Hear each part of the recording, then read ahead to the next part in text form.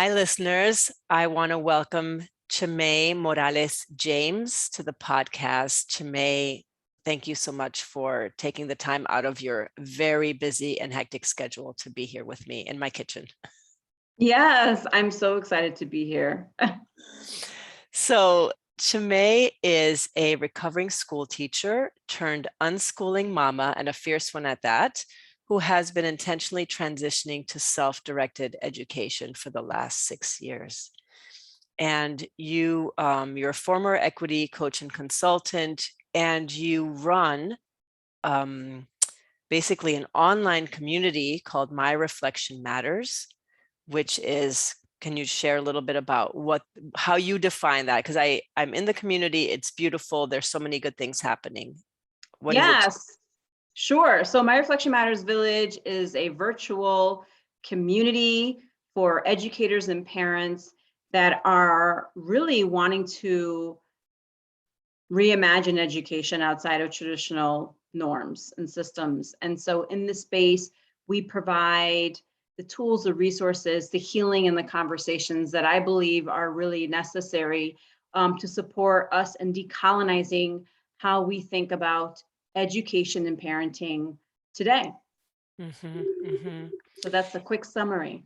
Yeah, and it's amazing because you have all of in that community, in that village, there are real conversations happening around healing, and a lot of parents, I know that myself too, like healing our own experiences around the education we received and really changing the story for our own children. So maybe it would be helpful to start with, what is self-directed education for you? Yeah. So for me, really simply, when I think about self-directed education, it's really the belief and the trust in ourselves to lead our own learning. And so when we're thinking about that in terms of young people, it means having to let go of this idea that adults control little people bodies, right? Which is hard because we've been so socialized to normalize that children are to be controlled, right? And even manipulated. Like that's Oh, even absolutely. embraced in our society, right? So self-directed education really forces us to re-examine those adultism behaviors and beliefs that we have, and to begin to honestly dismantle that piece by piece. And it's a process, and it does require healing because it means having to look within ourselves and our own inner children, and how the ways in which our inner children were nurtured and also not nurtured. Because that manifests in the way that we parent. And when I say parent, I say that as both as someone who is raising children at home, but also educators who are co-raising children in classrooms or wherever the learning space might be. So yeah, self-directed education is essentially, leading your learning, knowing that you can trust your intuition to guide what you need, what you're passionate about, what you're called to do. And then as adults, our job is to be able to facilitate and to serve as a guide in really nurturing our children's natural intuition to lead their learning. Yeah. So there's a little bit of an echo here.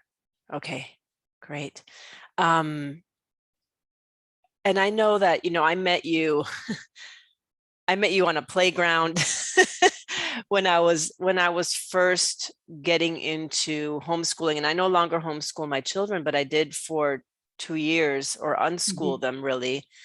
But knowing you during that time was really important for me because you helped me stretch beyond what my imagination was capable of. Like I really confronted so many of my own limitations during that time because I was like, yeah, I couldn't imagine beyond my experience. And you really brought conversations in particular around raising kids of color and representation in books, and just thinking about the obvious things, but also about the self-directed piece, and really trusting that our children will will find their way, that they have that authority already, and that we could support them in just trusting it.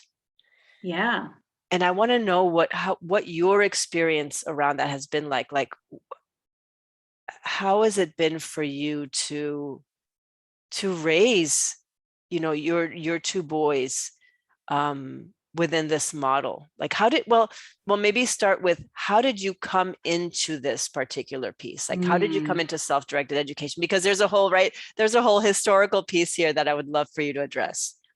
Yeah, I mean, I don't think things just kind of like happen, right? Like, there's a reason Right. why. There's a reason you and I connected, right? Like, even as you were Yes. sharing, I was like, oh God, there was so much in our relationship in meeting you that was supporting me in this journey too, right? Like Yeah. all of the healing pieces, like, oh my God, there's so much.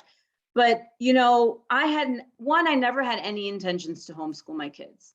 And to be clear, people who unschool or follow a self-directed education lifestyle don't necessarily have to homeschool their children, right? Or home educate. Again, if children are choosing to be in school, that's their choice. That's still self-directed education, right? So I want to make sure that's clear for folks that are listening. But so my eldest Judah, who's now going to be 10, which is wild.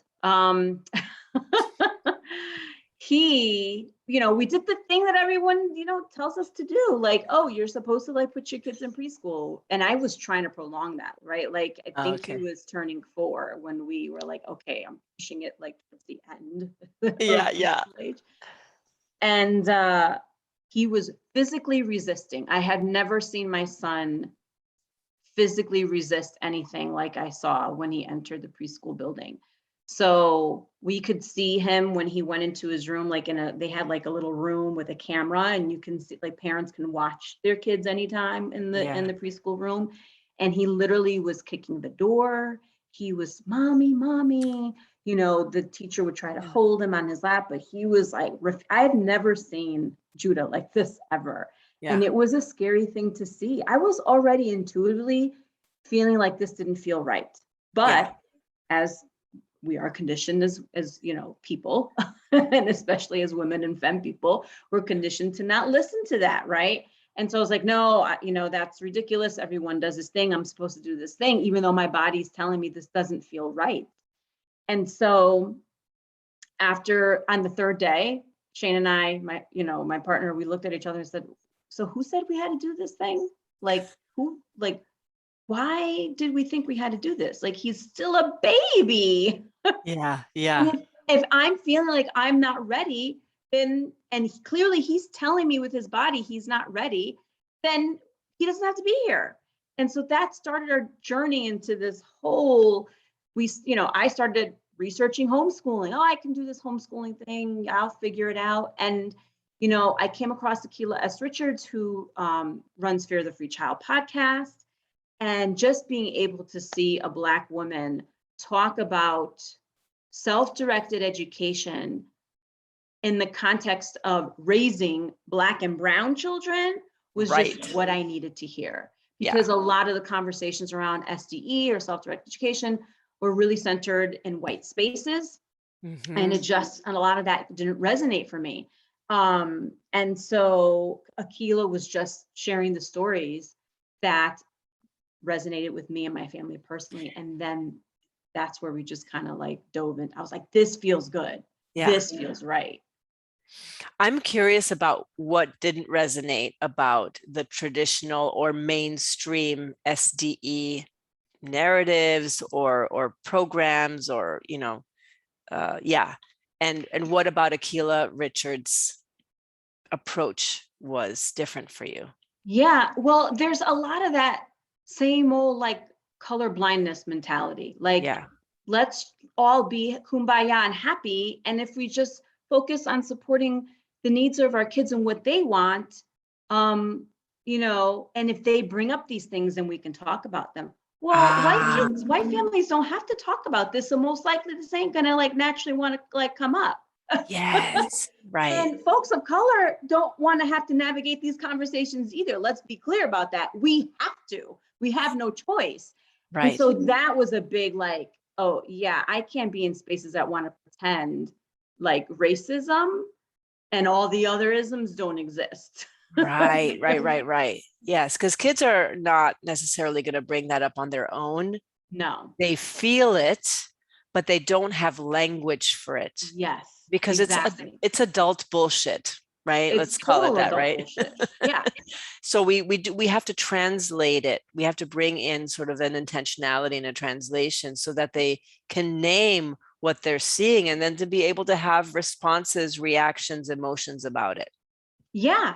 And it's also really important for my children to also see literally their reflection and Yes. various forms, right? Like, Yes. and when I'm, when I would enter a lot of these, home education spaces, like we didn't see us,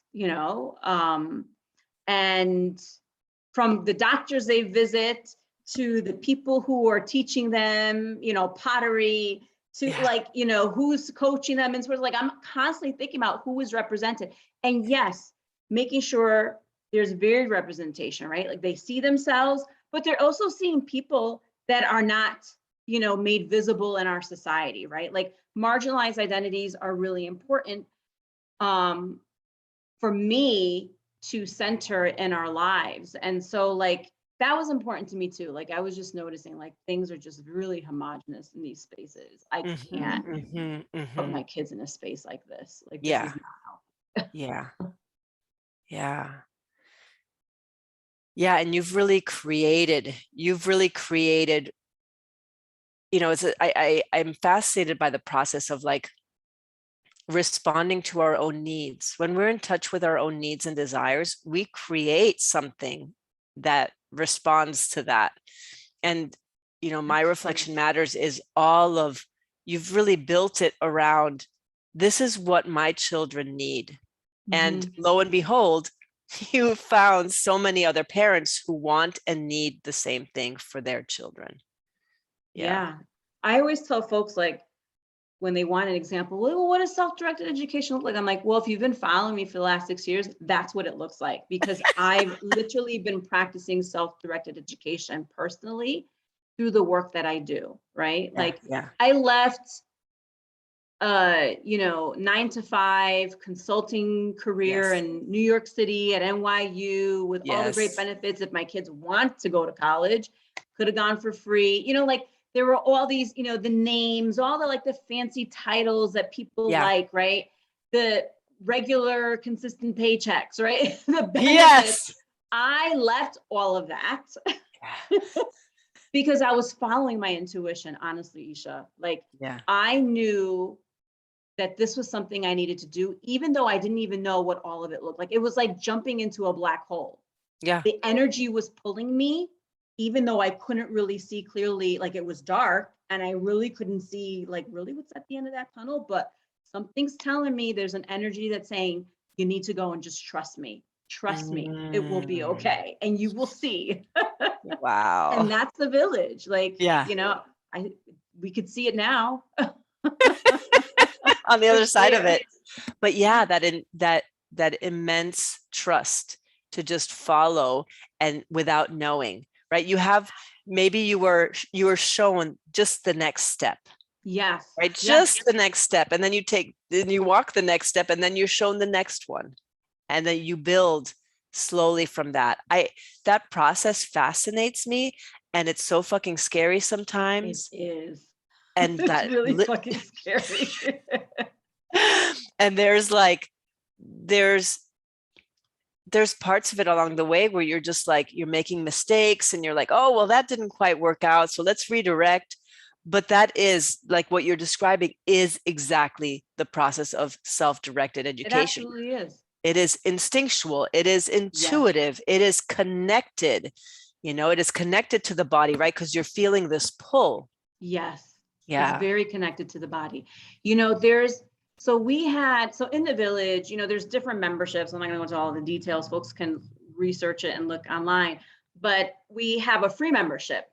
There's our main network you can join. There's some questions to answer before you come in. But in part of the free membership, I host these live village chats, which you have been a guest on our chats. which was an amazing evening. I've had folks send me private messages about how wonderful that session was, and how they never thought about their bodies in that way, which was really powerful. And so these live chats, I had one last year, I think around this time, with Professor Alfonso from the Dominican Republic. You were there, right? I was there for that one. Oh my God. Yes. People know, they're like, Chemay always lost brings up this session. I'm like, yes, yeah. because it was so powerful for me. And I've rewatched it a few times. Yeah. But Alfonso, there's a moment in there, because I had asked him, I wanted to talk about the way our ancestors, right, practiced education, right? Yeah. And I remember him using the term, well, they practice the technology of the sacred. And I was like, well, what's that? Well, the technology of the sacred is basically, there's two ways that children naturally have always learned. One, by doing, like they actually like do the thing, right? Like if they're interested in, pottery, they hang out with the potters. If they're interested in fishing and hunting, they're gonna go hang out with the folks that fish and hunt really well. And they watch and observe, they practice, they make mistakes, and it's messy and it's fluid. There's no like lesson plan, there's no curriculum to guide it. There's no one saying you have to be at this place at this time, and if you're not, you're a failure. Like, that's the way they practice learning. And the other part of it is through the tradition of oral storytelling, right? Like we passed on stories, we sat by a fire, we sat in circles together, and we shared stories. So the practice, this sacred, practice of, following your intuition and just doing and practicing and being in community with the folks that do those things, learning alongside them, right? Our mentors, our apprentices, right? And through sharing our stories, right? We learn. And so for me, a lot of what the village is supporting that, going back to, tapping into our ancestral ways of learning naturally. We hold that. This isn't something, revolutionary. It's not new. I'm not inventing this new thing. Our ancestors knew how to do this really, really well. Schooling has been an experiment for only like about 100 years, right? Like we've been practicing the technology of the sacred across the world in various different shapes and forms forever. Yeah. And so I see the village as a space where we hold the space to do that, to support each other and, reconnecting to our bodies and reconnecting to our intuition. And that requires trust, like you said, and that's what makes it fucking hard, right? Yeah. Because we've been conditioned to not trust ourselves and to trust each other. And Chemay, I can't tell you how many times in those 2 years, I mean, like those 2 years were so huge for me in shaping who I am today, shaping like my level of trust, watching my children trust themselves, and really like learning, like really seeing the ways that how I learned was shut down, or how my, like, it was really healing to just witness them follow threads. Like I'll never forget, this is an amazing example. I don't know how it came up, but I just wanted to listen to the Rent soundtrack. I was just, I heard it somewhere. I saw a billboard. I haven't heard that in a long time. Right? And I put it on, and my youngest was like, oh, wait, something in that song. He said something about a disease. And I was like, yeah, he's talking about HIV. She's like, I want to know more about HIV. What is it? And I said, well, so we had this conversation about HIV. And the next time we went to the library, she told the librarian, I want to know about HIV. Do you have any books about HIV? And so here I am with all of this anxiety, fearing judgment, fearing that the librarian is going to think of me as like, what kind of a parent are you that you're teaching your child about HIV? She was 5 years old at the time, and I was just like, I was bracing because I was like, and then she got some books out and we had these conversations. But even that interaction with the librarian, like the fear of being judged, Am I doing the right thing? Am I exposing her to things that she shouldn't know about? She was like obsessed with death. And I was Yeah. like, is this okay?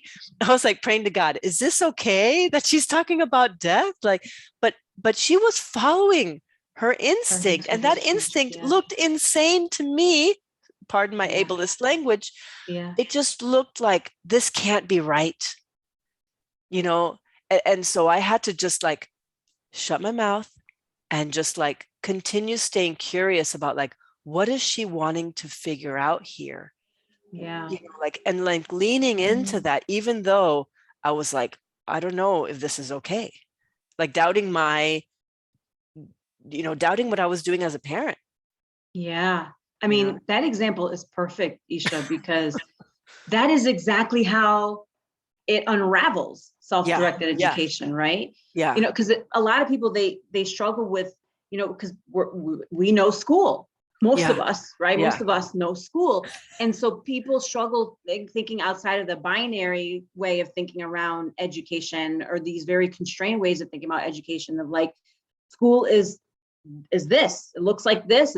And there's subjects. And what do you mean? Like, your kid wasn't doing a subject, right? Yeah. Like Yeah. Yeah. they were learning about HIV. Like what you described is my kid's everyday learning experience, right? Like Yeah. Yeah. that's like, oh, well, today I feel like making mouse traps, and Judah goes down these long rabbit holes of like researching YouTube channels on how to make all these different. He's caught 20 mice in the house, by the way. Yeah. Like he told family members will call if they have rodents and say, can Judah set up a trap? And he does them very ethically. He never kills the rodents. He always it's catch and release. Wow. But like, and he's been doing that since he was like 6 or 7, right? And me sometimes having anxiety, like, oh, God, they don't want to write. They can barely write, right? Because I'm Yeah. comparing them. They're Exactly. reading now that they're getting older, like that this is an ebb and flow. I ain't perfect. There's no one that I know that is living an SDE life and has got it together. That's not real. You might watch us on YouTubes and podcasts or read about us and you think it's perfect. No, like, trust me, there are moments I'm on the phone with Akila and I are sending voice messages and like, oh my God, like I'm feeling this thing. Or I have other members in the village and I'm sharing these, personal moments that I have my schoolish moments. They happen. Yes, less frequently than 6 years ago, right? Yeah. But like they happen and I've accepted they will continue to happen. Like they're just going to come up.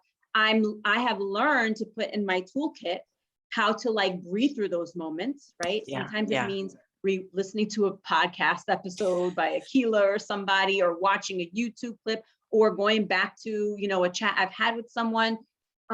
That's how I channel in like that reminder of like why we're here, right? Yes. Remember, Chemay, Yes. like don't Yes. allow the fears, because fears Oh my from God. my childhood will So resurface. The fear of so I have deep. Black boys, Yeah. what are people going to think that my 10-year-old is reading they probably would say, because I don't test them, someone would probably say it's probably like at a second grade level or something like that, Yeah. Yeah. like, because we don't have levels in my house. There's no, you learn at your pace.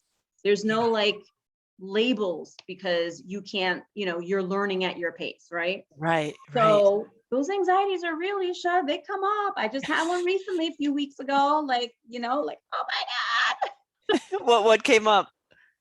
It was the reading and the writing, because, their birthdays are coming up. I started thinking, oh my God, is this, I've been putting this faith and this trust in self-directed education. Like, is he going to be okay? Like, I think about the fear of like his friends in sports who are all in school, and are they going to start saying things and noticing like he doesn't write like at their pace, or doesn't read at their pace, even though intellectually he could break apart shit in ways that like 20 something year olds can't, right? Yeah. Because Yeah.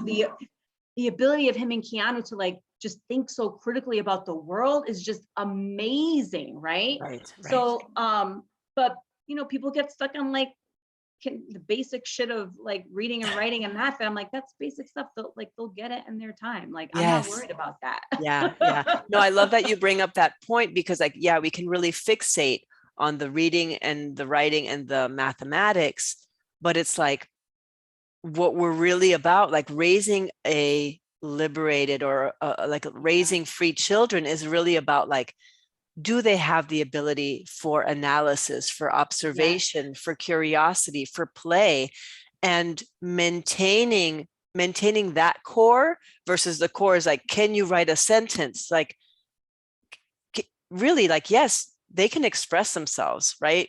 Your children can express themselves very clearly. Absolutely. And just was wanting to acknowledge to the listeners, like, there is so much fear that comes up because we're taught, like, if they don't know these things, the reading, the writing, and the arithmetic, like, they won't be able to get a job, they won't be able to go to college, like all of those narratives, like they will not be able to function in the world. Yeah. Right. But real functioning citizens are people who can think, who are innovators, who are creative, who have ideas. Like, that's what we need more of, not people who can follow a structure and a set of commands. Yeah. I mean, I love, see, you're reaffirming for me, like when I have the moments of like, okay, Chemay, see, you're on the right path. Because that's what I see in my children, right? Yeah. When I look at Keanu and Judah, such innovative, creative souls, but also super intuitive, right? Like we talk a lot about our bodies and like feeling, right? Like there's no force, like you have to go play with someone. You have to go hug and kiss someone. What does it feel right? Are you feeling something? Like they literally have told me, yeah, mommy, I was, somewhere and like Keanu has told me things like, I feel it in my belly. Like he can name the part of his body where he feels a discomfort. And so he backs away and from whatever the situation is. And I'm like, I love this so much. I love that you can follow your intuition, right? Because I don't remember at your age even knowing that that was something I owned. Right? Or I have memories of having to override it, of being like, feeling that deep no, like, I do not want to do this and I have to. And I have to. Yeah. I have to. Yeah. Yeah. So, my kids hold me accountable in so many ways. When I look at them and I see these are kids who speak up for themselves, protect their bodies, not afraid to tell me, you're raising your voice. Mommy. Okay. Yes. Let's have that conversation. Chemay, let's have that conversation about like, when you raise free people, you are going to have a whole different parenting dynamic with them. That's been so hard. Like in the early years, it's better now, but man, 4, 5, and 6, it's rough. It's rough. Yeah. But like, like my children and I, we have, obviously we're not doing, we do unschooling when they get home. Like we do this SDE when they get home. Yep. And I really try as much as possible to give them their sovereignty, like even with dinner, like giving them choices, like, what do you want to eat? What is your body telling you that you want to eat? And of course they were like, want sugar and candy. And I was like, like we talk about like making aligned choices and really thinking about, okay, so it can be as simple as dinner, but what we're really about is like, let's listen to your body. How do we work together? How do we work as a team? And having real conversations about my flaws as a parent.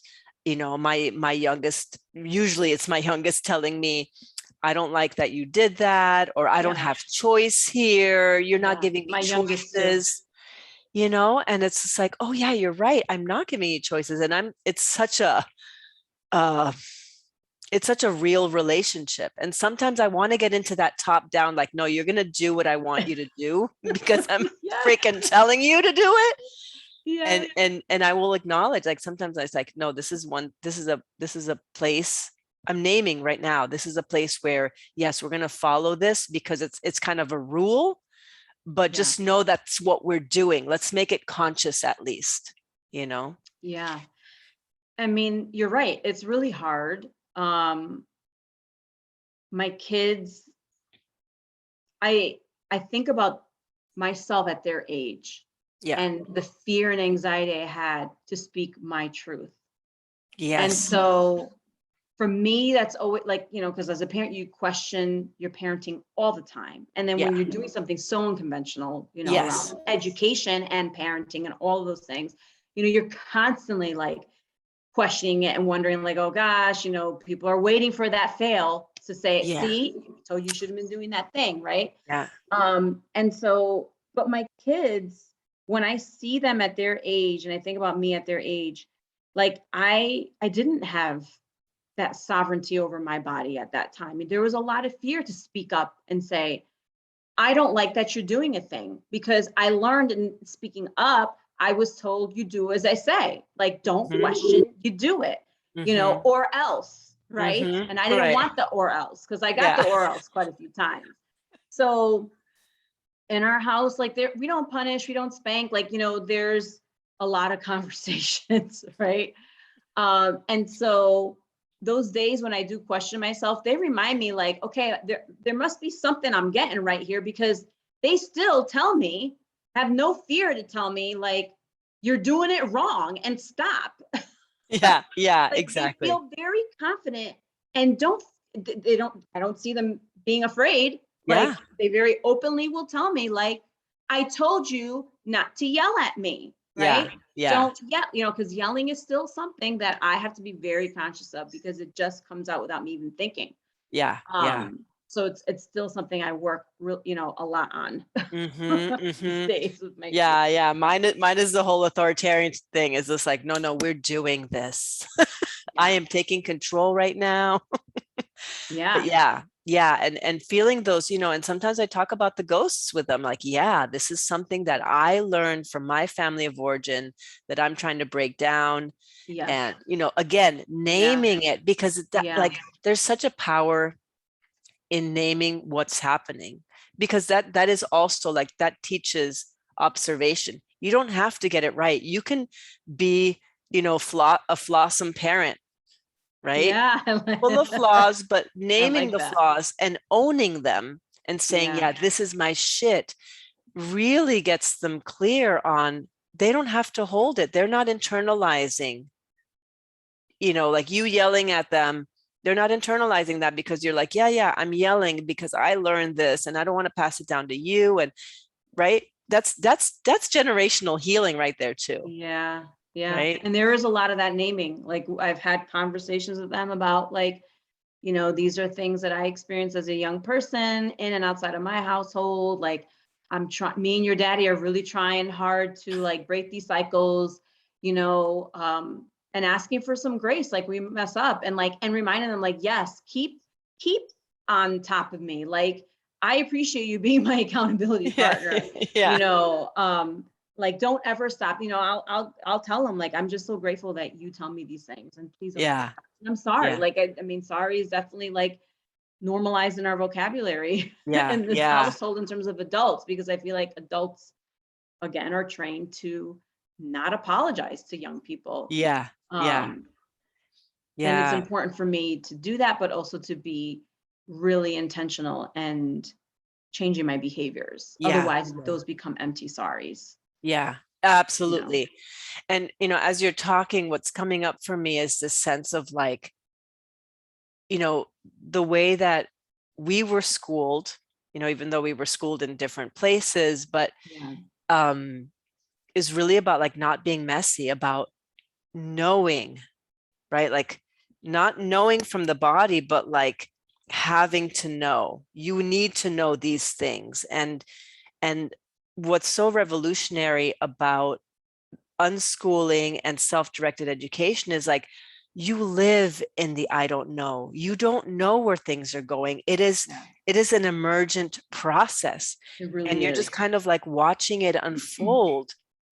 And I don't know, it's beautiful. And it is really about getting your nervous system in line with Yeah. embracing the mess, right? Because Yeah. that I feel like homeschooling parents and unschooling parents have like this incredible capacity that they've had to build in the process of facing their fears and really expanding Mm, their nervous systems to be able to hold the breadth and depth of their children's behavior, experiences, desires, intuitive leaps, and following them, that takes capacity. I feel Yeah, like that was a big deal. it does take capacity. I appreciate you really laying that out in that way, because it's like I'm creating this visual in my head and I'm like, wow, you are right. And I'm having flashbacks of moments of like them wanting to do a thing that I'm like, I don't want to do this thing. Yes. I'm not interested in it, or maybe in my mind I think it's silly, but having to acknowledge as a parent in that moment, okay, Chemay, that's your shit, put it over there, leave it there, and keep on going. Right. Yeah, like And it's uncomfortable those first couple of years, because like you don't want to let it go. yeah. Like you were just talking about Judah building mousetraps. Oh my God. And I'd be like, you want to do what? You want to build a mousetrap? Like what? Do you want to be an exterminator someday? Like what are you doing? And that's where We're our not doing minds go, that. right? Yeah. It's like nothing is worth investing your time unless it's going to lead to money and a career, right? Like, which is what I Exactly. was trained to believe. No, Yes. why would you want to do theater, Chemay, or the arts? Like, I was always an artsy person, always. Like my mom.